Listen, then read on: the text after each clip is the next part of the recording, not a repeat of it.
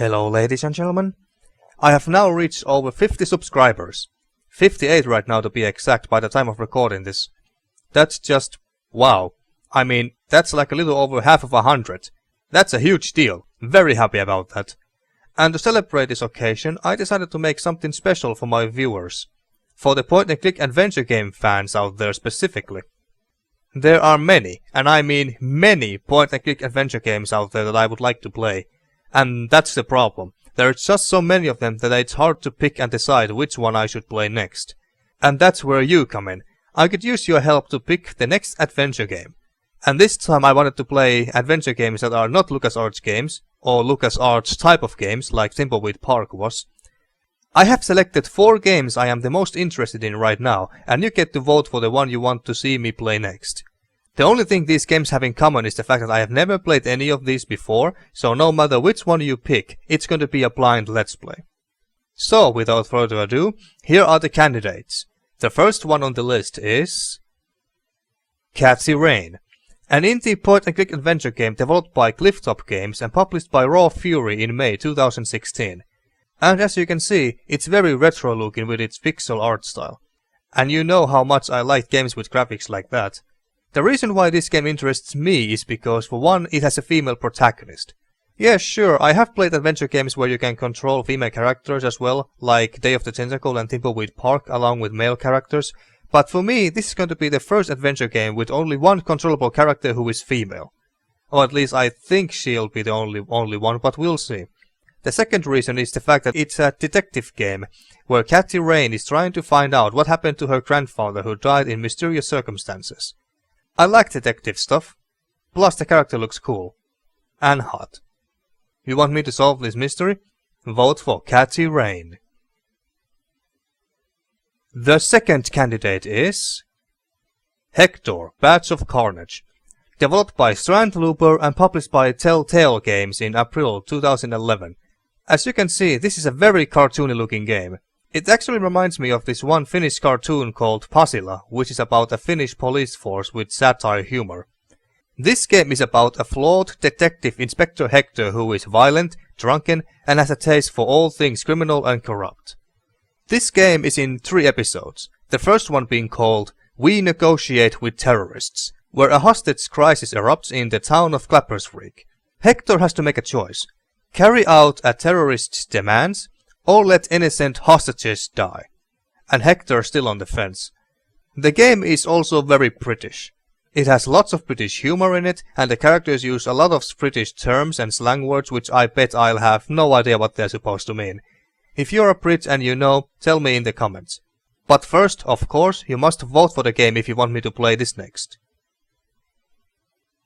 The third candidate is Barrow Hill, Curse of the Ancient Circle. Developed by Shadowtor Studios and published by Iceberg Interactive in October 2006. This game was actually recommended to me by one of my most active subscribers, Boogie Knight.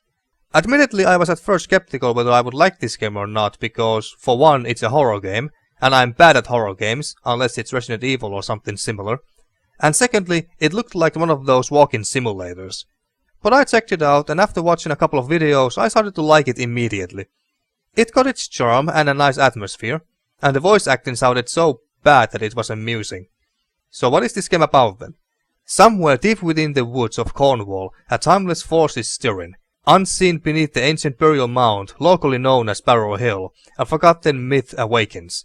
Following in the footsteps of the well-known archaeologist Conrad Morse, you will discover that the Barrow is more than just a collection of forgotten standing stones. Spooky. So, want to find out what this timeless force is? Then vote for Barrow Hill. And lastly, the fourth candidate is...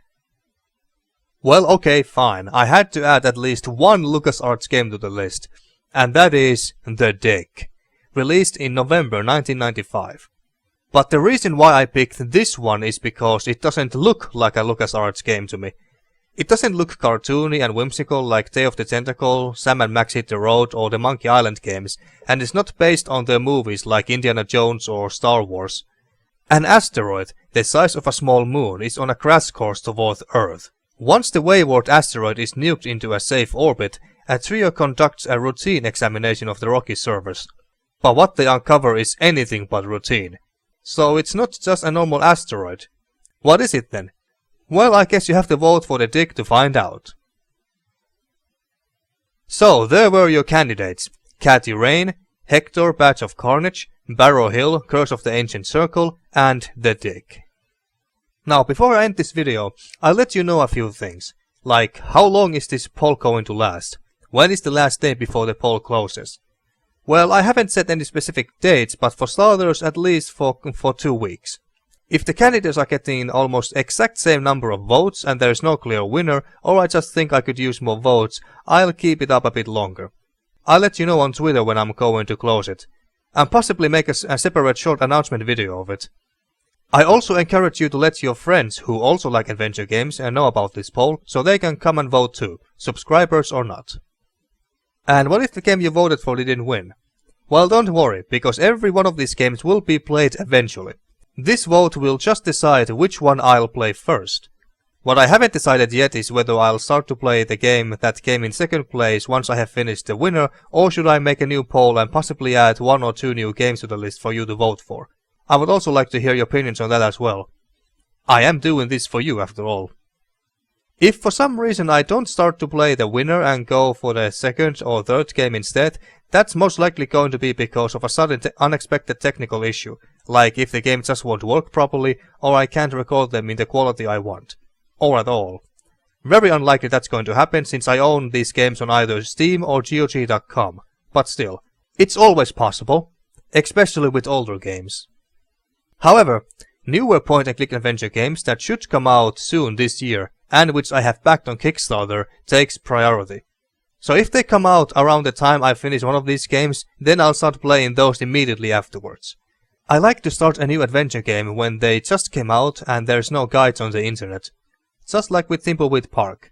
So bear that in mind. And one last thing.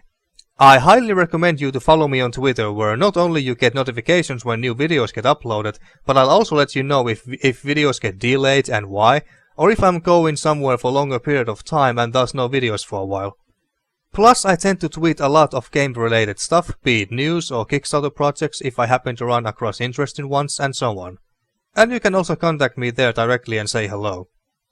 I think that was everything I wanted to say, so I'm just going to end this video here, so you can go and cast your votes. The link to the poll is under the description below, and I'll also make it available on Twitter. Very excited to see what you guys will vote for. Thank you for watching, and thanks for the subscribers for subscribing to my channel, and happy voting!